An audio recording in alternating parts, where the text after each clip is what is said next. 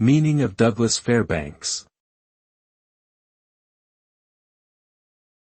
Douglas Fairbanks. Douglas Fairbanks. Douglas Fairbanks.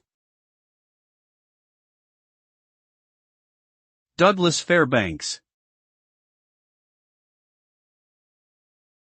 Douglas Fairbanks was an American actor, screenwriter, producer, and director who emerged as one of the biggest stars of the silent film era.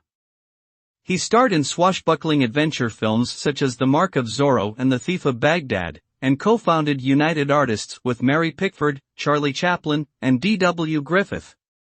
He was known for his athleticism, charm, and charisma and was a major box office draw. After transitioning to talkies, he continued to act in films until his death in 1939.